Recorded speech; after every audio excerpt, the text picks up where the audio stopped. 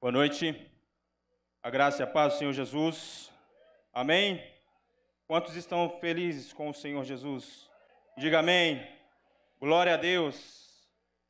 Quantos já agradeceram a Ele por esse dia maravilhoso, de garoa, de frio? Glorificado seja o nome do Senhor por estarmos aqui, amém?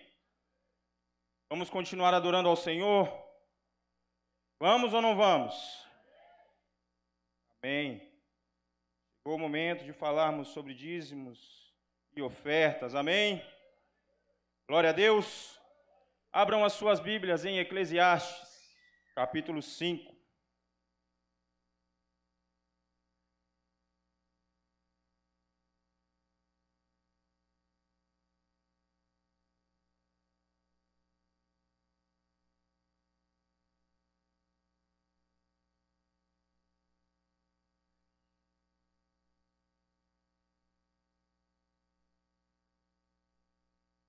Amém? Quem achou, diz aleluia. Quem não achou, diga escola de discípulos. Amém. Vamos ler. A partir do versículo 10, amém?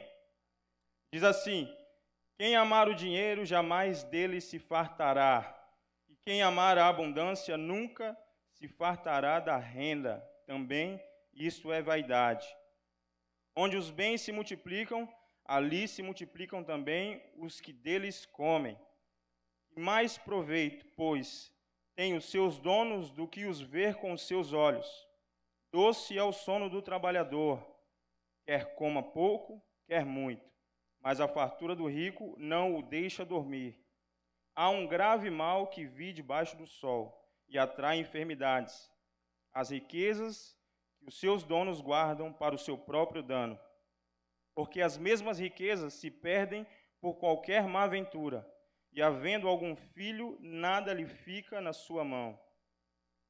Como saiu do ventre de sua mãe, assim nu tornará, indo-se como veio, e nada tomará do seu trabalho, que possa levar na sua mão. Assim que também isto é um grave mal, que, justamente como veio, assim há de ir.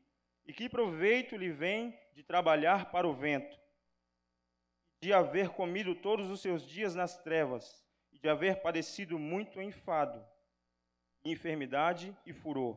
Eis aqui o que eu vi, uma boa e bela coisa, comer e beber, e gozar cada um do seu bem, de todo o seu trabalho, em que trabalhou debaixo do sol, todos os dias de vida que Deus lhe deu, porque esta é a sua porção. E a todo homem, a quem Deus deu riquezas e bens, e lhe deu poder para delas comer e tomar a sua porção, e gozar do seu trabalho, isto é dom de Deus, porque não se lembrará muito dos dias da sua vida, porquanto Deus lhe enche de alegria o seu coração. Amém? Glória a Deus. Irmãos, lendo esta palavra aqui, está em Eclesiastes, nós podemos entender que dinheiro, assim como todas as outras coisas, amém? Quanto mais nós buscamos e quanto mais nós queremos, nunca será suficiente para nós. Amém? Por isso, talvez ainda não alcançamos o êxito que nós almejamos. Porque talvez tudo aquilo que nós vivemos até hoje, ou aquilo que Deus fez na nossa vida, aquilo que nós buscamos com as nossas próprias mãos, não nos foi suficiente. Por que não ser suficiente para nós? Porque talvez aquilo que nós mesmos corremos atrás não é aquilo que Deus tem preparado para nós. Por isso não nos satisfaz. Porque a única coisa, irmãos, que vai nos satisfazer de verdade, na plenitude, completamente, é a vontade de Deus. Aquilo que Deus realiza nas nossas vidas não deixa dúvidas, não deixa sobras. É completo. A obra de Deus na nossa vida é completa. Nada que Deus faz é incompleto. Nada que Deus nos entrega é insuficiente. Pelo contrário, Deus faz para nós e em nós aquilo que é suficiente naquele dado momento da nossa vida. Sempre. Todos os nossos sofrimentos ligados à nossa vida financeira, quando nós entendemos o nosso passado, hoje, olhamos para trás e vemos as marcas que ficaram das frustrações financeiras que nós passamos, nós podemos entender que foram erros nossos, amém? E Deus permitiu que eles acontecessem para que nós, hoje, nos tornássemos seres maduros na fé, diante dEle, com aquilo que Ele há de nos entregar atualmente. Quando nós aprendemos com o nosso passado, com as frustrações que nós vivemos, nós começamos através da palavra de Deus, entender que nós sempre vivemos de forma a inverter os valores, os princípios de Deus, daquilo que Deus nos apresentou primeiro, nos propôs de imediato. O problema é que aquilo que Deus propôs para nós não bateu com o projeto que nós já tínhamos de antemão. Aquilo que Deus propôs não foi de acordo com aquilo que nós já tínhamos planejado para a nossa vida. E por isso nós deixamos de fazer, deixamos de cumprir, com medo de que aquilo que Deus apresentou não desse certo. Seguros de que aquilo que nós planejamos era o mais correto. E por isso buscamos, dia após dia, correr atrás das nossas metas, dos nossos objetivos, das nossas conquistas, das nossas realizações, buscando até por talvez o motivo seja justo, bom,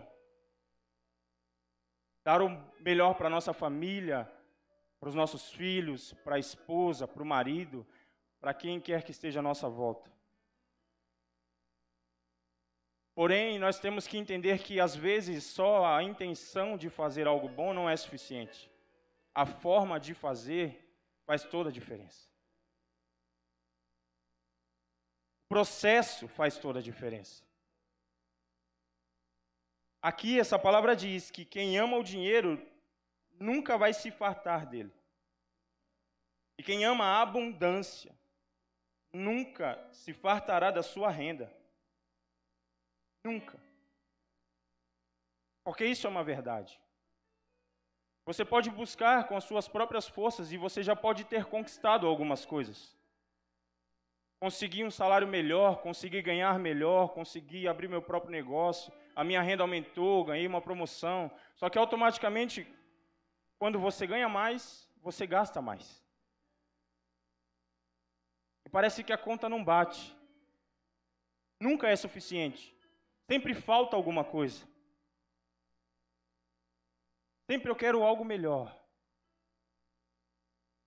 O que eu tenho não dá. O que eu ganhei não vai suprir.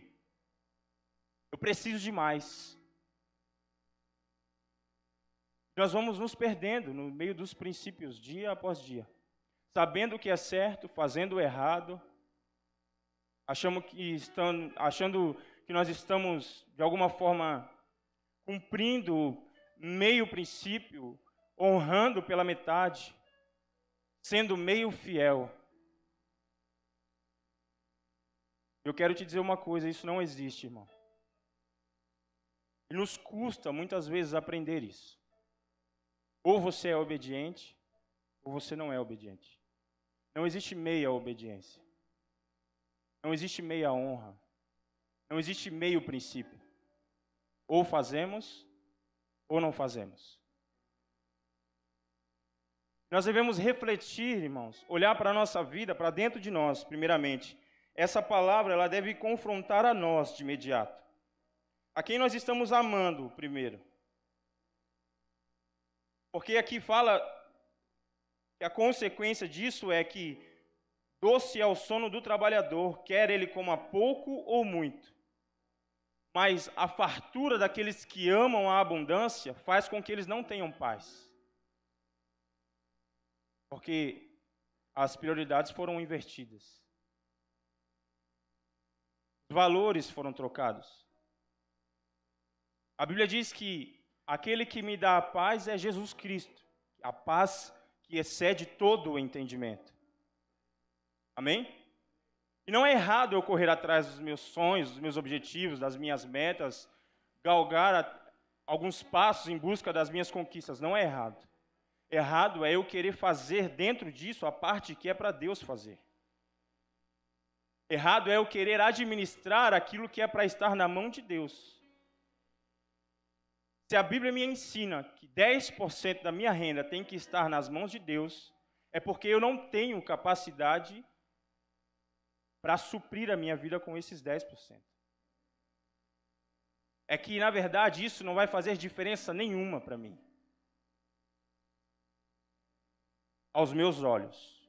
Mas se nós olharmos aos olhos de Deus, esses 10% faz muita diferença.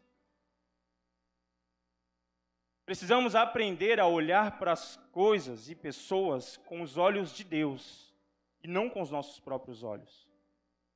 Até mesmo para a palavra. Interpretar a palavra de modo que ela venha fazer em nós a vontade de Deus e não a nossa vontade.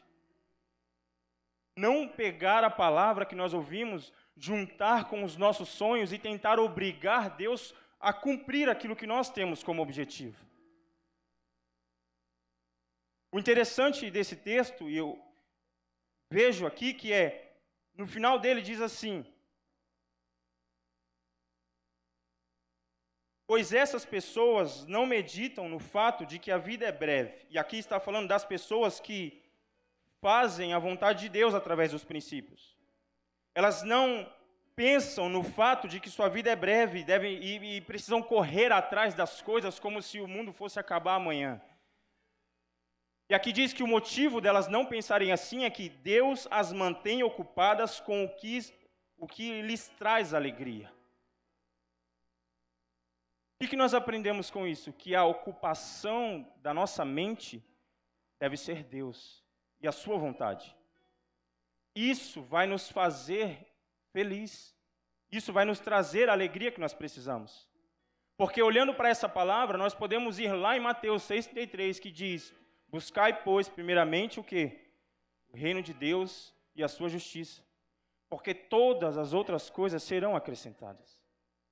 Então, quando eu olho para a palavra, para a minha vida, e entendo que eu não tenho condições de administrar tudo aquilo que Deus coloca em minhas mãos, sem a orientação dEle, sem a direção dEle, sem a bênção e a proteção dEle, eu entendo que eu devo buscar aquilo que é a vontade de Deus, aquilo que é o desejo de Deus. Hoje eu li algo que, quando o pastor Renato me mandou a mensagem, bateu diretamente com isso que eu estava pensando, sobre um jogador de futebol do time Liverpool, se eu não me engano, que deu uma entrevista e disse que para que ele queria Ferraris, carros, aviões e desfilar nos melhores lugares, sendo que o dinheiro que ele ganhava, como que é o nome dele, sabe? Mané, é um mané. Para que ele queria todo aquele dinheiro, se com aqueles milhões ele podia ajudar a sustentar muitas pessoas que estavam passando necessidade? Aos olhos da sociedade, ele é um mané mesmo. Mas aos olhos de Deus, não. E o Espírito Santo nos faz uma pergunta para eu finalizar aqui. A quem nós estamos querendo impressionar? Com as conquistas que nós estamos buscando, com as coisas que nós queremos. Para quem nós queremos mostrar essas conquistas? Quem está inserido nesses projetos? A partir do momento que a nossa mente gira uma chave para esse lado, não me é peso mais cumprir esses princípios. A minha fé, ela é elevada a um nível que, mesmo eu olhando naturalmente para a situação e talvez pensando, poxa, amanhã vai faltar. Mas mesmo se faltar, Deus continua sendo Deus. Mas eu vou cumprir o meu princípio. Por que eu vou cumprir o meu princípio? Porque Deus vai abundantemente me abençoar? Não, porque eu amo a Deus. Sou grato a tudo que Ele fez por mim. Isso é uma das pequenas formas de eu demonstrar essa gratidão que eu tenho por Ele.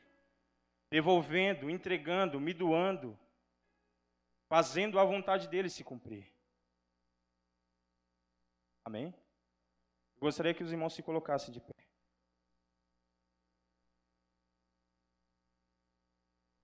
Olhe para dentro de você nessa noite. Enxergue dentro de você o nível de intimidade que você tem com Deus. O quanto o Espírito Santo consegue acessar o seu coração através da palavra. O quanto você tem buscado orientação, discernimento e alimentar a sua vida espiritual diante de Deus.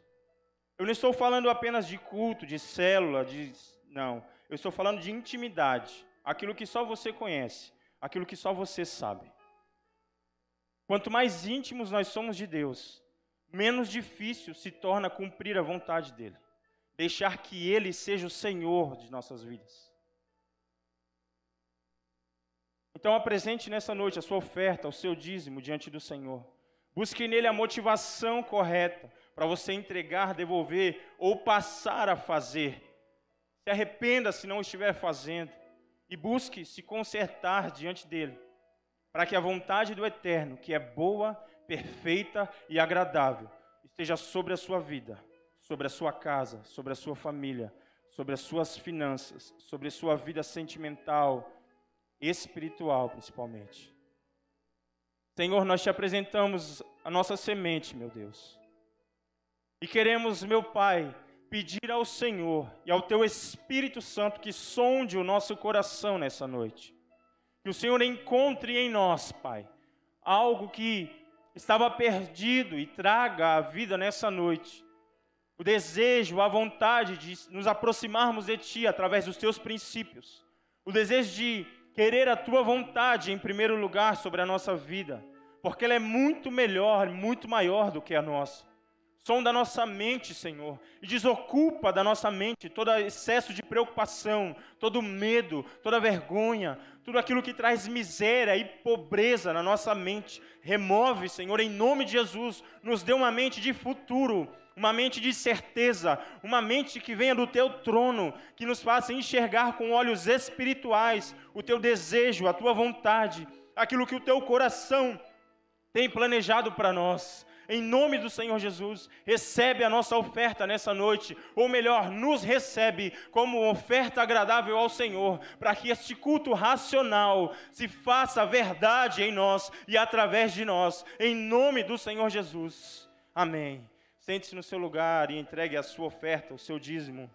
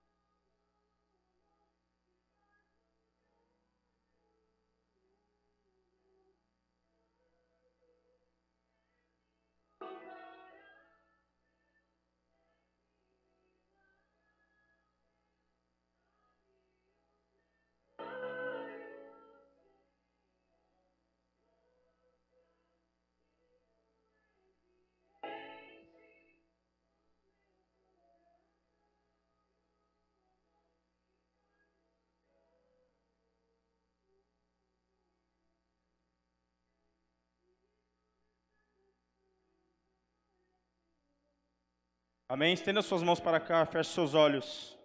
Declare sobre a sua semente, declare sobre o seu desejo de plantar uma semente.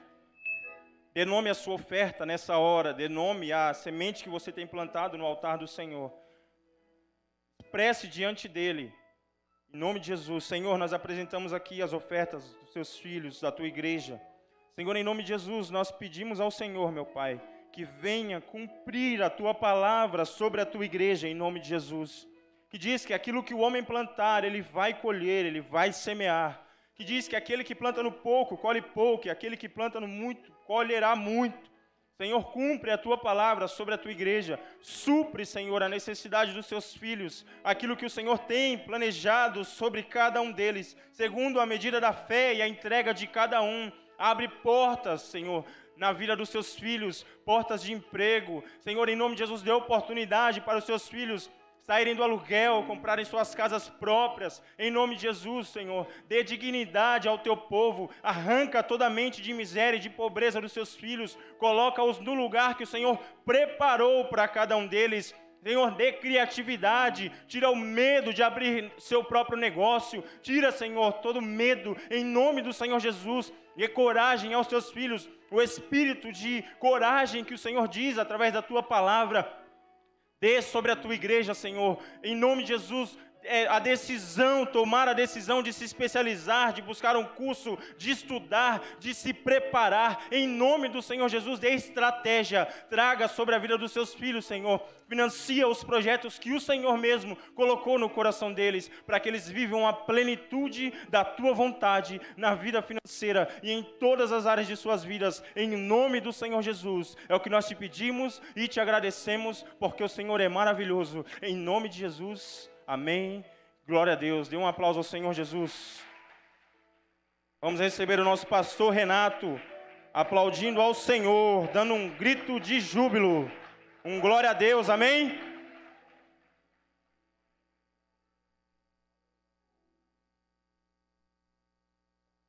Graça e paz, queridos. Boa noite. Amém? Amém. Hoje nós vamos encerrar essa sequência que estávamos fazendo, né, sobre a humildade. Tá bom?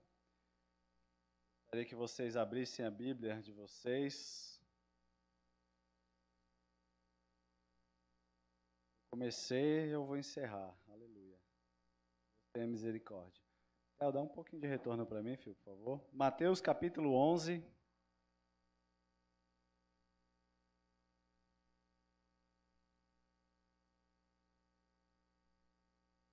Mateus 11, 29.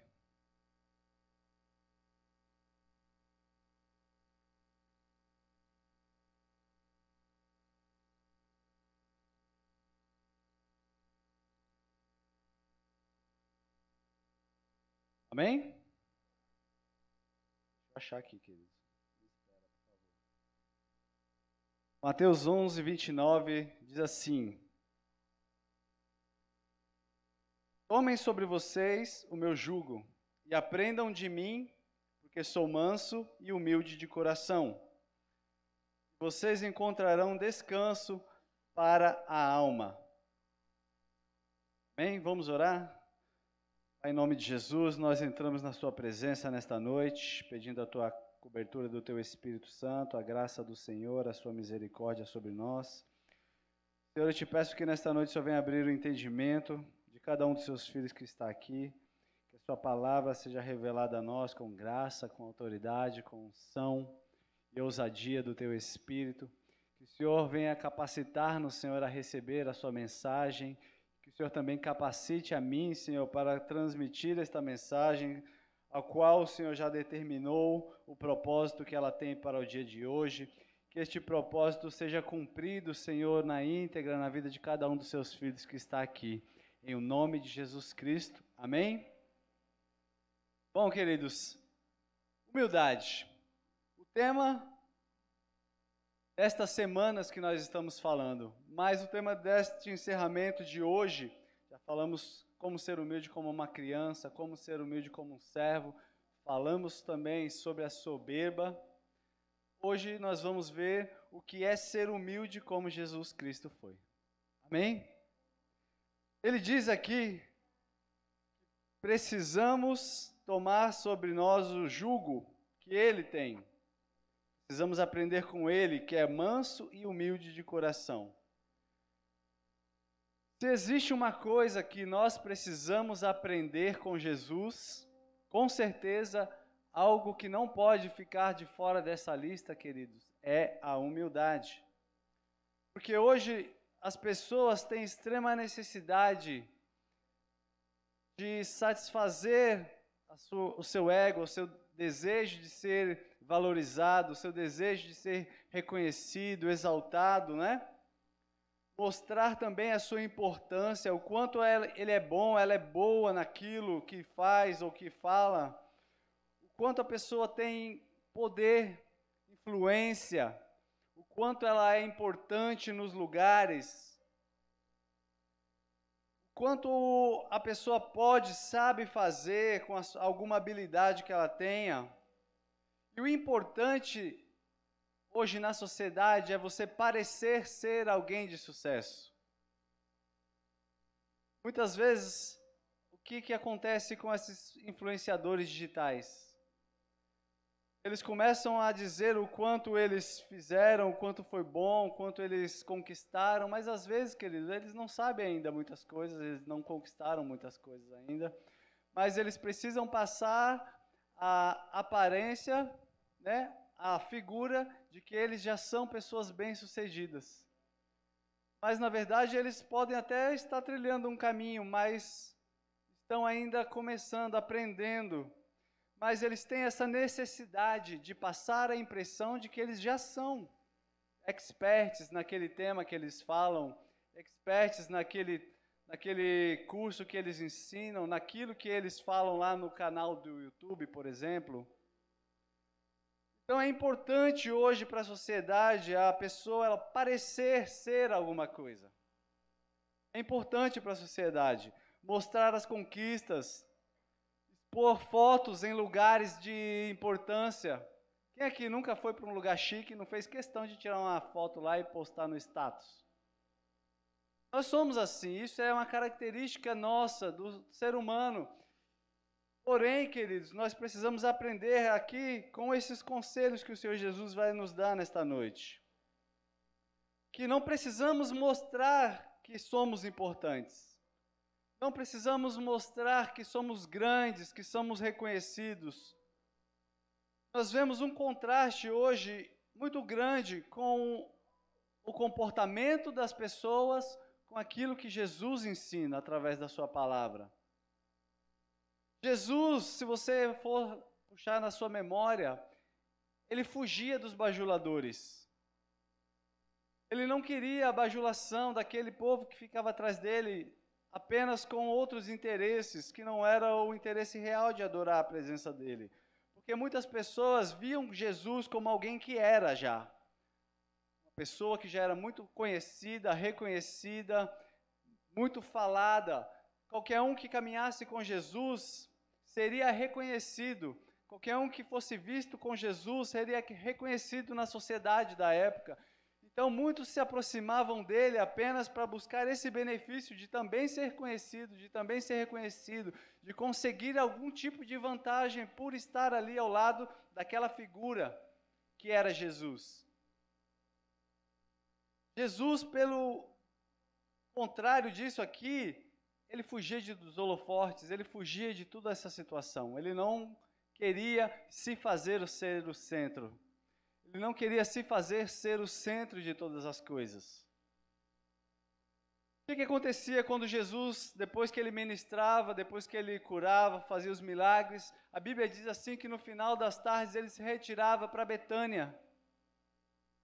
Ele se retirava para um lugarzinho simples, humilde, onde ele queria apenas descansar. Onde ele queria apenas relaxar, não queria os holofotes sobre ele, não queria as câmeras apontadas sobre ele, os flashes. Ele fugia de tudo isso. Nesse lugar ele encontrava o seu refúgio.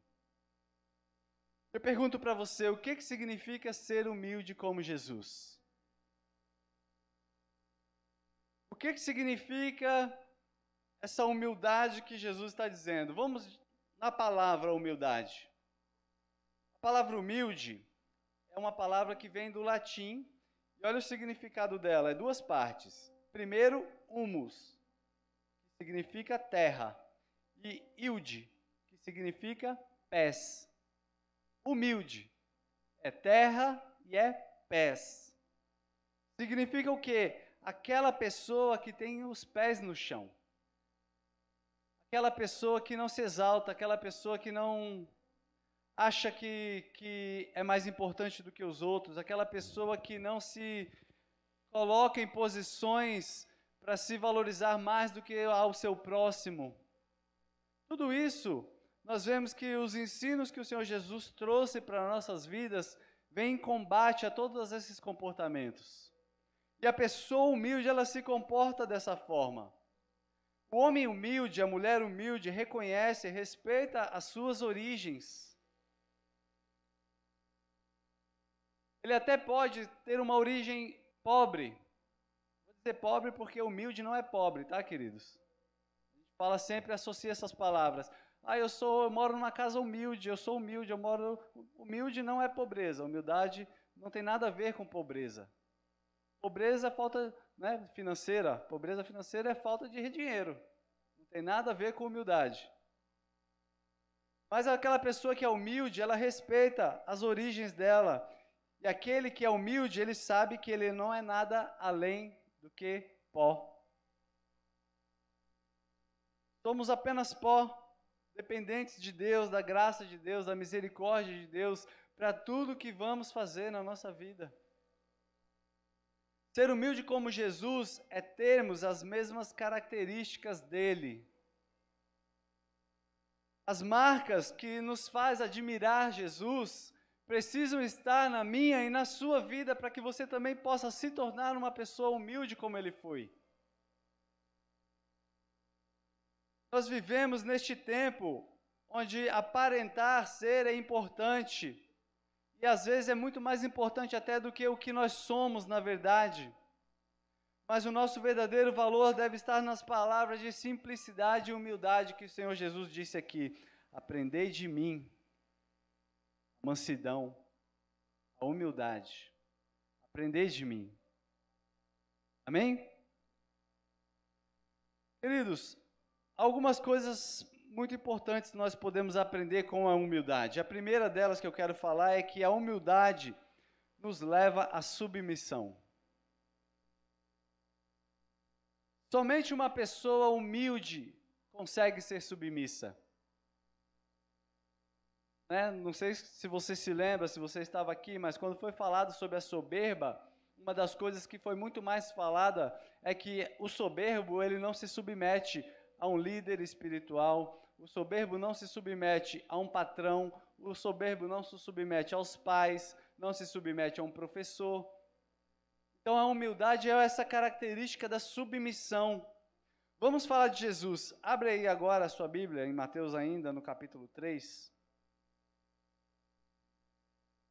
Versículo 13, eu quero ler uma passagem aqui para ilustrar a submissão.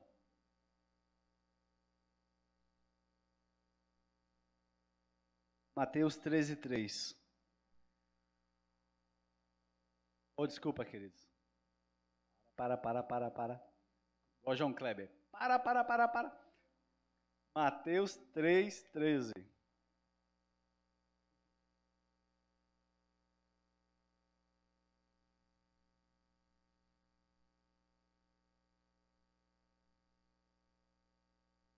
Amém?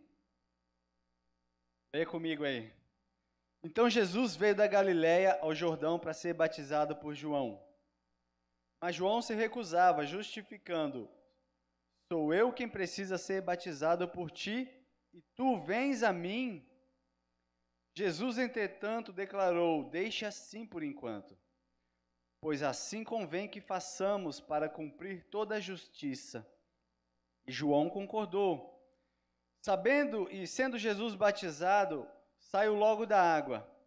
E eis que se abriram os céus e viu o Espírito de Deus descendo como pomba, vindo sobre ele. Em seguida uma voz dos céus disse: este é o meu Filho amado, em quem muito me agrado. Vamos falar dessa ocasião aqui, querido. O Senhor Jesus estava chegando lá naquele local onde João estava batizando. A Bíblia diz assim que Jesus chegou ali e ele não chamou a atenção daquelas pessoas. Talvez ele tenha chegado por ali, no meio daquela pequena multidão que estava ali sendo batizada, e ele se aproximou sem que fosse notado pelas pessoas que estavam ali. Talvez apenas João notou a presença de Jesus. Por isso mesmo que foi ele quem disse assim, olha aquele ali, eis o Cordeiro de Deus que tira o pecado. Foi João que chamou a atenção daquelas pessoas todas para quem estava chegando naquele lugar.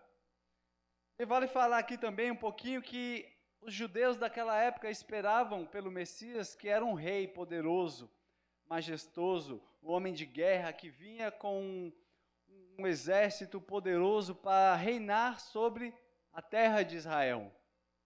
Mas se fosse perguntar para eles que tipo de rei era esse que eles queriam, que esperavam vir, jamais eles iriam dar a descrição que está lá em Isaías 53.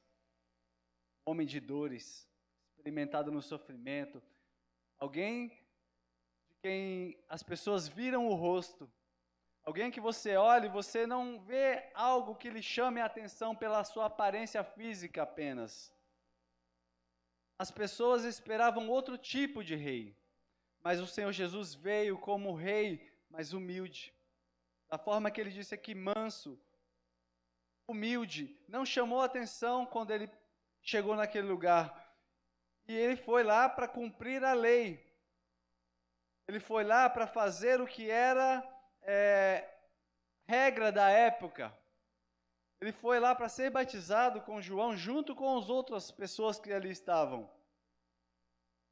Alguns, queridos, dos maiores homens de Deus, mais ungidos, mais cheios de poder, geralmente, se você conhecer essas pessoas de perto, você verá que são pessoas humildes. Você verá que são pessoas modestas, que não fazem questão.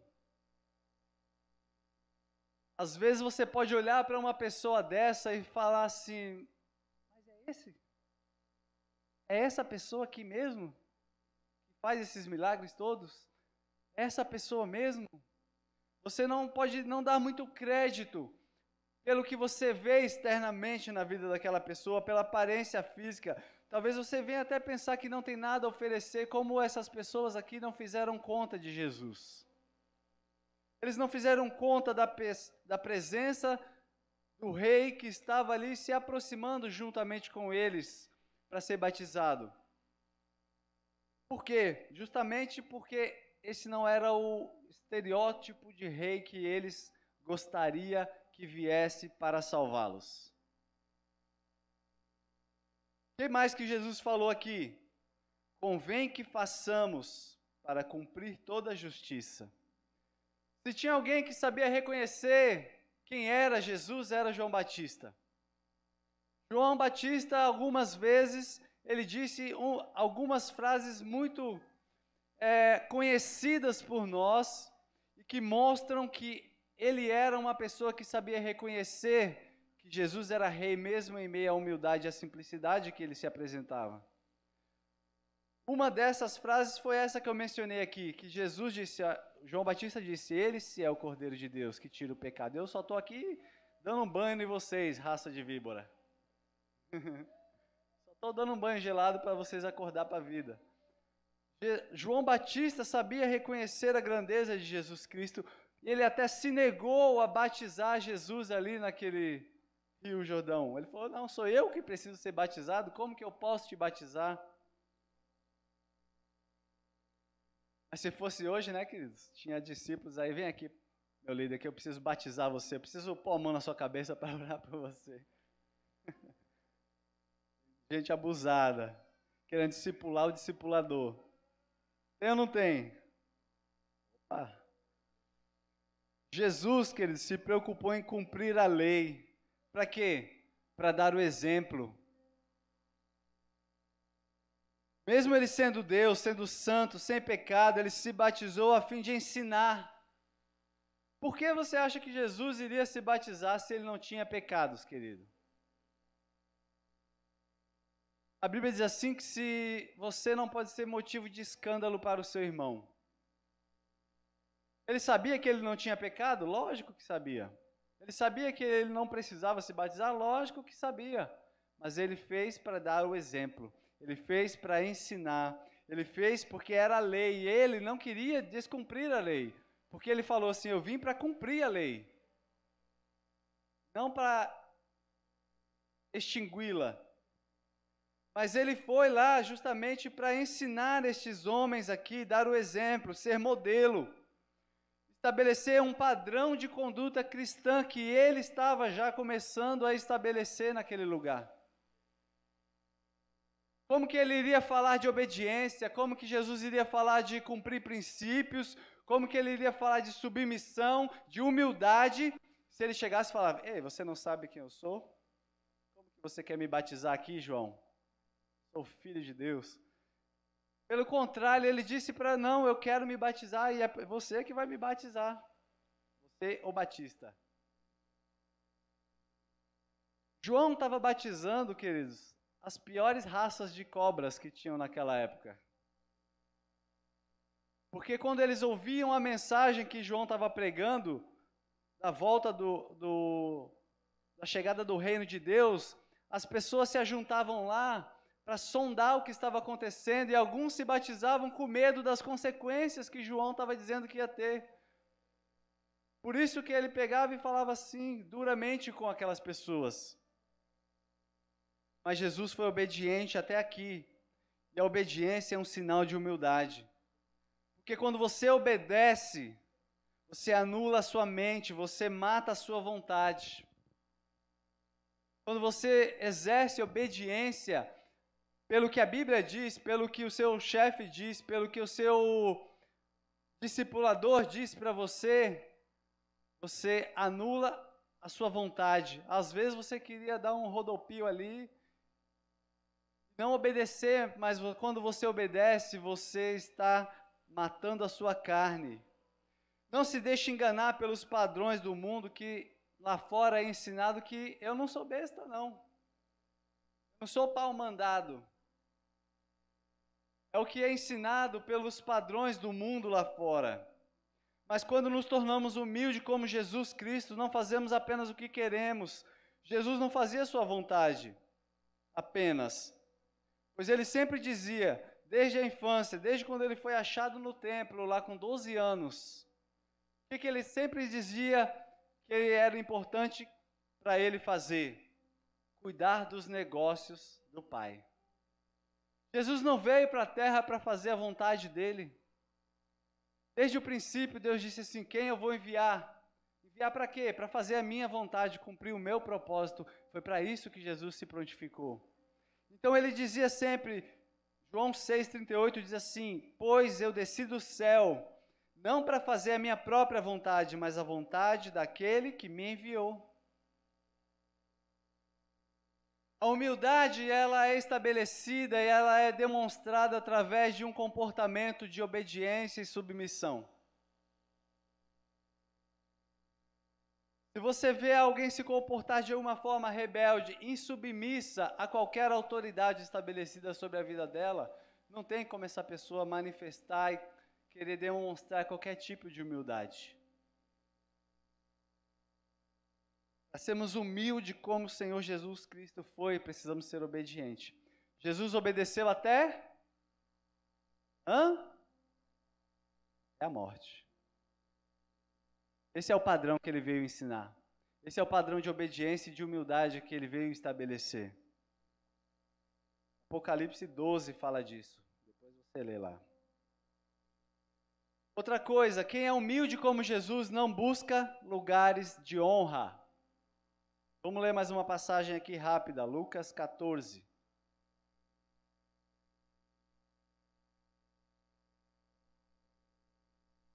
Versículo 8 em diante.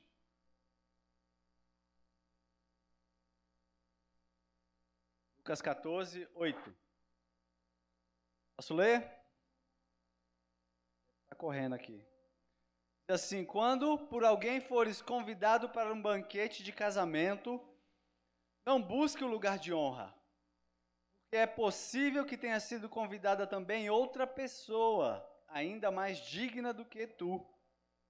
Sendo assim, o anfitrião, que aos dois convidou, se aproximará e te pedirá: dá o lugar onde está para este outro.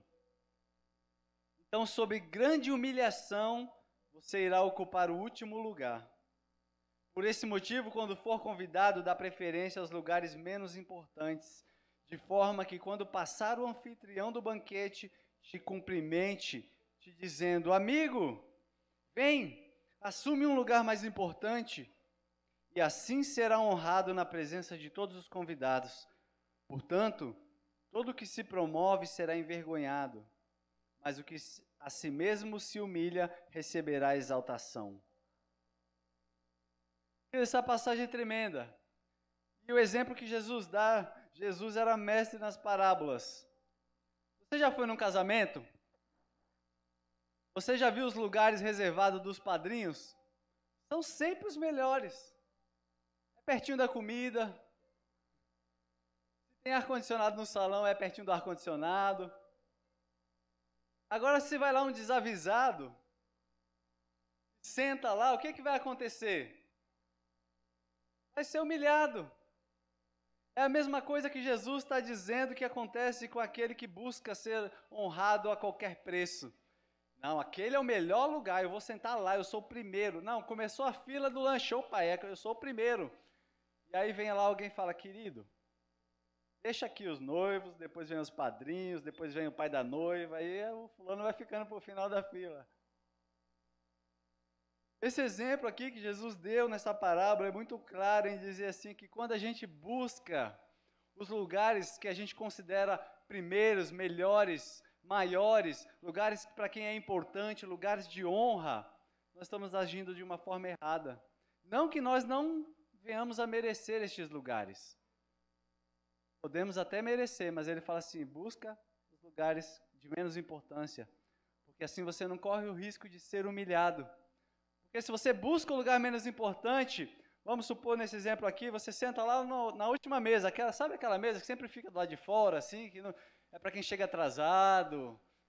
Você senta lá, você fala: não, vou deixar todo mundo se servir, vou ser o último da fila, vou sentar lá fora para deixar o pessoal aqui dentro do salão, bem confortável. Aí o anfitrião chega e fala: você aqui fora? Não dá, não pode.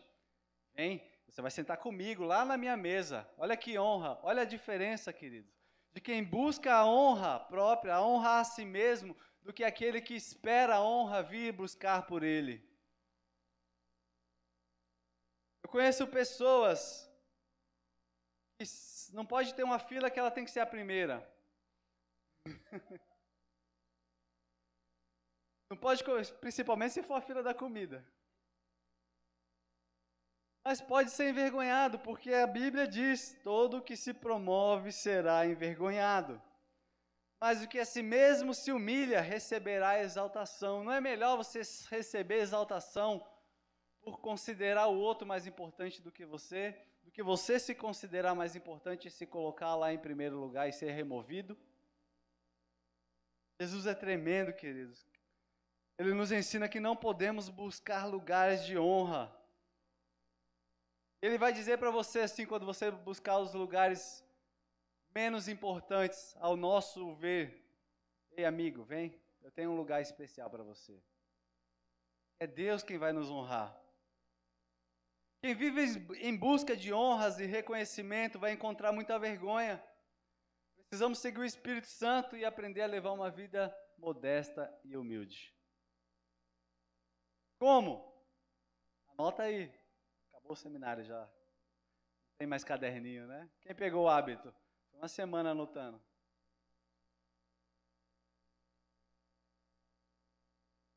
Vou ensinar para você uma coisa aqui que, se você não estava, você precisa aprender, que foi ensinada no seminário de lealdade. Quando o seu líder está falando, você está anotando. Sabe por quê?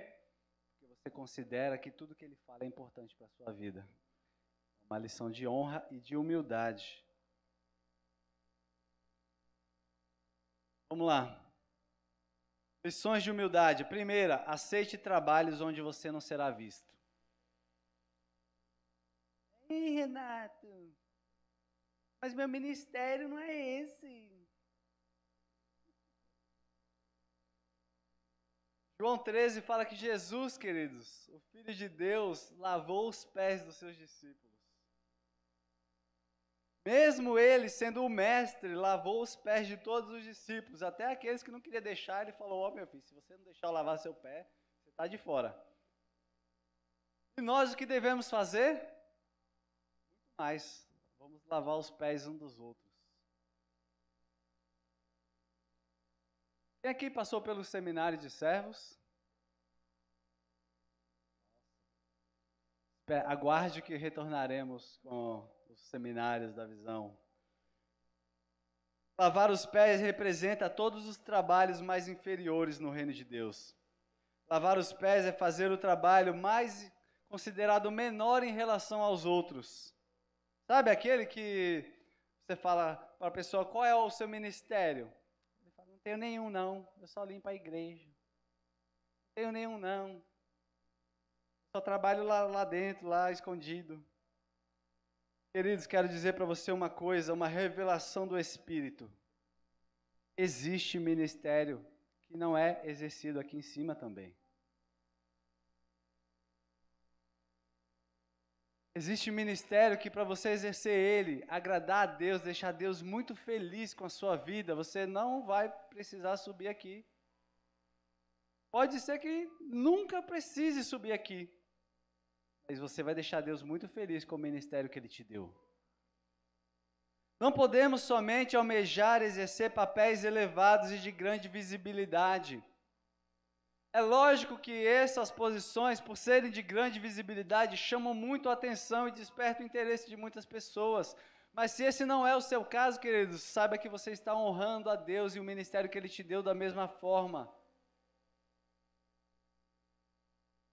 Como seria bom se todos nós tivéssemos satisfação e prazer em dizer assim, ei, qual é o seu ministério? Meu ministério é lavar os pés de todo mundo. Já pensou? Se esse fosse o seu ministério, se Deus te chamar para ser desse ministério, servir todos, independente de quem seja, você vai se agradar disso? Você vai falar, não, tem alguma coisa errada. O chamado é outro, vou falar. Isso não soa, queridos, como uma posição muito glamurosa. Muitos prefeririam dizer, eu sou o pregador da noite. Aleluias, glórias a mim. Ou então, eu sou levita da casa do Senhor. Eu sou o líder. Eu sou o missionário fulano de tal. Sou o pastor fulano de tal, não sei das contas, pregador de congressos, seminários e encontros com Deus. Muita gente que parou até a música aí, querido. Tem muita gente que teria muito mais prazer em anunciar o seu ministério se fosse um desses do que se fosse um ministério daqueles que é exercido pelos bastidores. O Senhor, outra lição, o Senhor quer ver em nós a mesma disposição e alegria em dizer, eu sou responsável por servir, não importa onde seja. Se a nossa alegria em servir, escondido nas escolinhas da vida, nos encontros da vida, limpando os banheiros da igreja, limpando o chão do encontro, fazendo qualquer coisa que seja, se o nosso maior prazer é apenas quando somos reconhecidos e vistos, e não quando exercemos estas funções, nós estamos buscando lugar de honra. Estamos indo contra aquilo que Jesus está querendo para nossas vidas. Mas uma lição, não se preocupe se o seu trabalho para o Senhor não recebe elogio. A Bíblia não estava aqui, não me lembro também o versículo, o endereço, mas eu sei o que ele quer dizer. Ele diz assim, que aquele que busca reconhecimento de profeta, recebe bênção de profeta. Aquele que busca reconhecimento de líder, recebe a bênção que o líder tem para dar. Mas aquele que busca somente o reconhecimento de Deus, vai receber a bênção que Deus tem para dar. Não se preocupe se você não está recebendo elogio pelo seu trabalho, ministerialmente também falando. Porque Deus está vendo, queridos. E a não ser que você não queira a recompensa de Deus, mas a recompensa dos homens, não se preocupe se você não está sendo elogiado pelo que você tem feito. Outra lição: existe muito mais para se fazer para Deus fora da igreja do que dentro dela.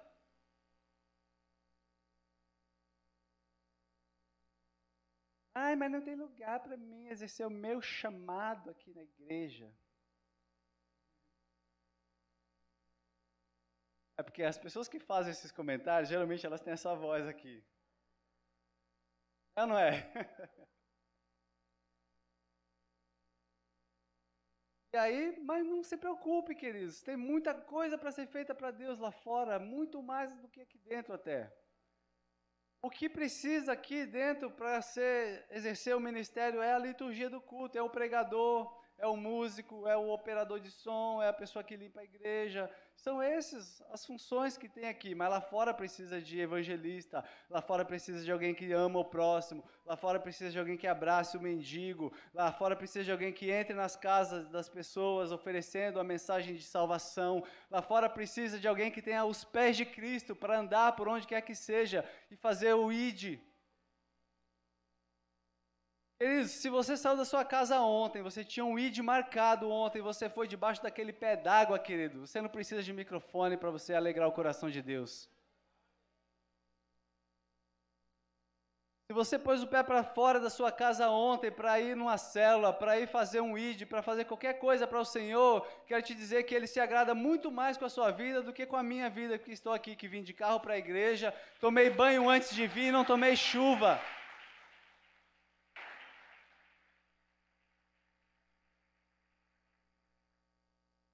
Mais uma lição: não anuncie tudo o que está fazendo, pois isso demonstra uma necessidade de reconhecimento, e Deus é o único que precisa ver. Ele é o único. É muito bom, amado, que façamos a obra de Deus, mas a motivação deve ser ajustada e o reconhecimento não pode ser parte da nossa motivação. O reconhecimento por aquilo que vamos fazer não pode ser o que nos envolve, o que nos engaja em fazer alguma coisa. Muito pelo contrário, se você faz esperando o reconhecimento de alguém, o elogio de alguém, ou os parabéns, o tapinha nas costas de alguém, é melhor que você nem faça. E esse não é um problema aqui da nossa igreja, porque quem trabalha aqui na igreja, os apóstolos fazem questão de reconhecer e honrar, é ou não é verdade? Não há quem trabalhe aqui na igreja ou nos encontros e seminários ajudando de forma voluntária, com o coração disposto a agradar a Deus, que não receba uma palavra de encorajamento, uma palavra de ânimo, um muito obrigado dos seus líderes. É uma característica dos nossos apóstolos. Aproveitando que quem aqui já fez algum trabalho? Se coloca de pé aí. Quem já trabalhou na cozinha da igreja, na cozinha do encontro? Se coloca de pé. Quem já fez a limpeza do encontro, a limpeza da igreja? Se coloca de pé. Eu vou falando aqui, você se levanta. Quem já trabalhou na manutenção, fez a pintura aqui, ó, a igreja está em mudanças. Quem já consertou qualquer coisa, quem já pegou um papel de bala no chão, se coloca de pé. Quem já fez evangelismo, quem já deu aula na escolinha, quem já deu aula na escola de líderes, vai se colocando de pé aí. Quem fez qualquer trabalho, quem já levou uma vida para a célula, quem já fez o projeto ID, quem já trabalhou em qualquer dos encontros, quem já convidou alguém para o culto, quem já convidou alguém para a célula, quem já fez uma ligação para falar de Jesus para alguém, quem já parou alguém na rua e já falou de Jesus para alguém, quem já falou de Jesus para o seu filho, para o seu pai, para a sua mãe, para o seu vizinho, para o seu amigo, quem já fez alguma coisa para Deus, fica de pé em nome de Jesus.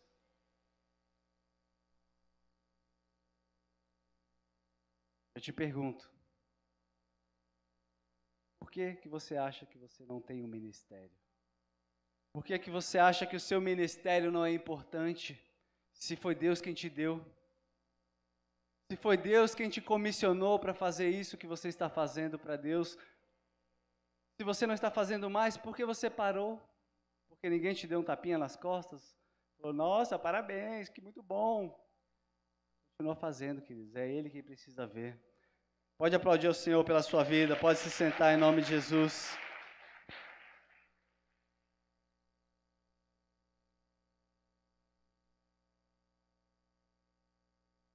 Se por acaso alguém não se levantou, não fique triste. Em breve você vai ter uma oportunidade de fazer alguma coisa para o Senhor.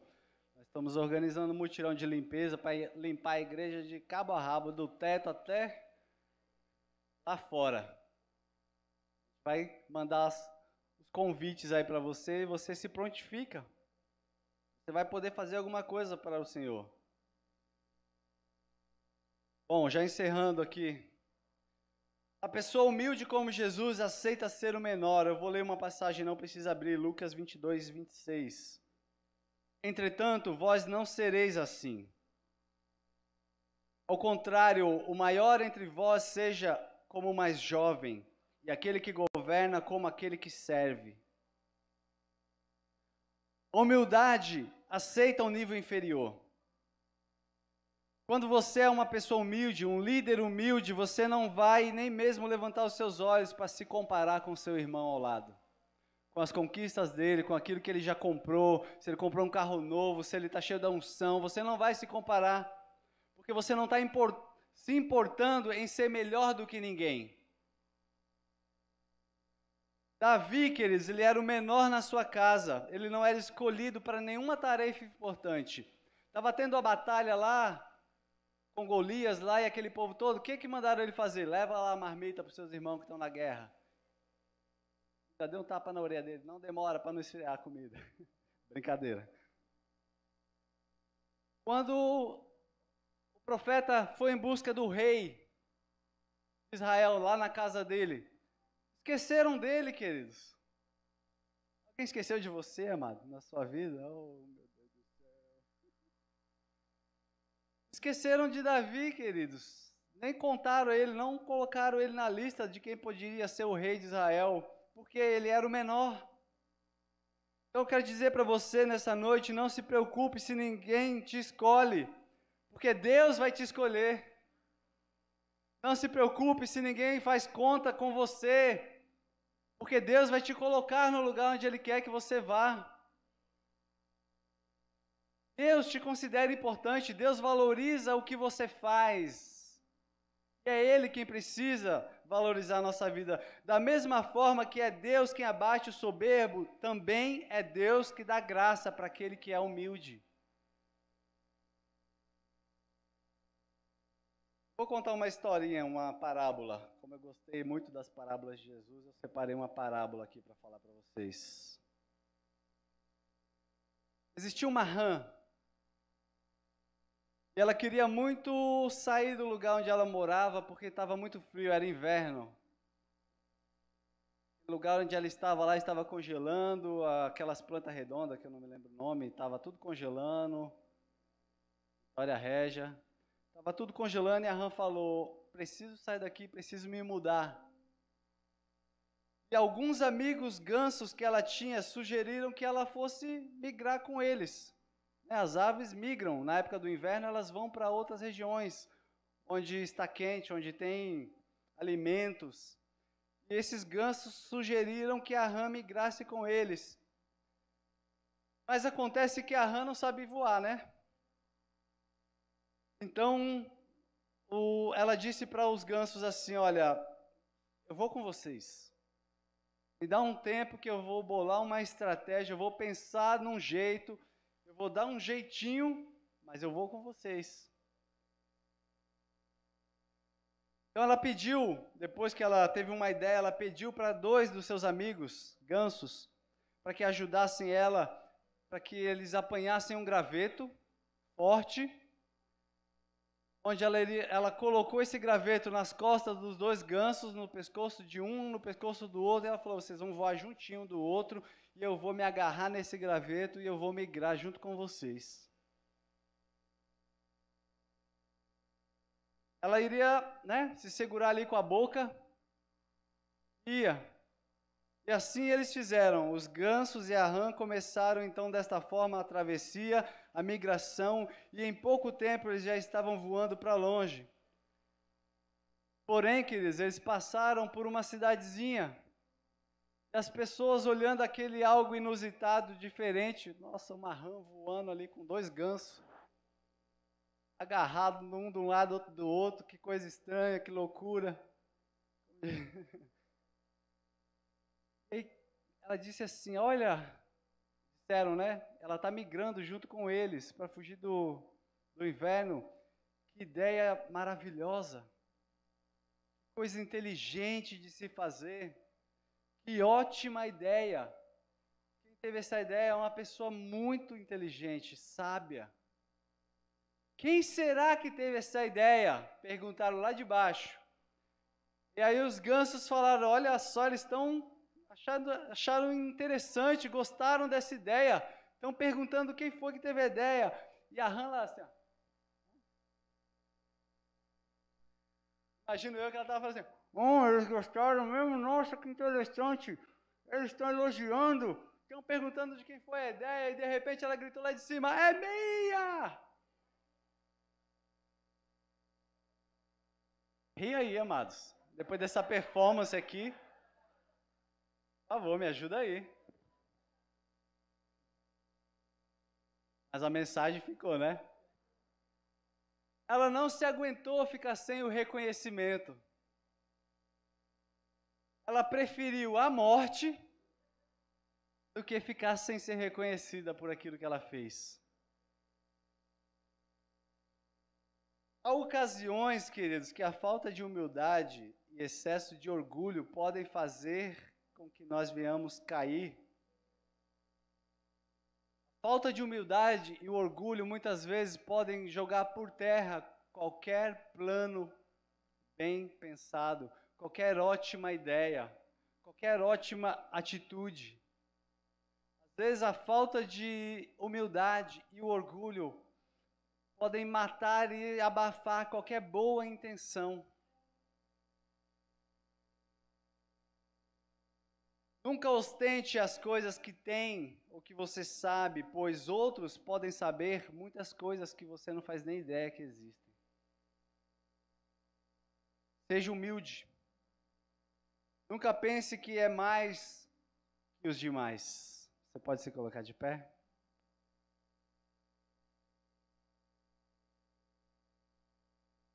Quero que você feche seus olhos neste momento. Reflita, queridos.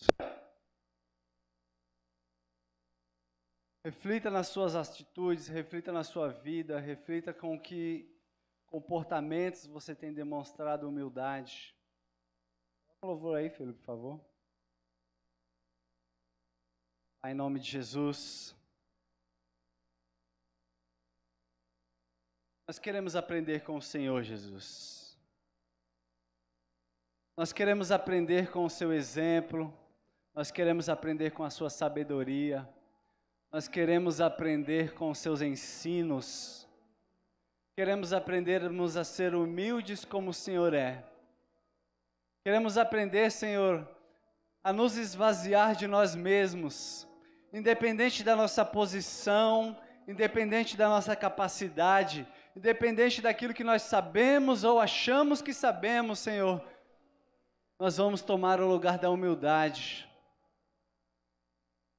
Nós vamos aprender a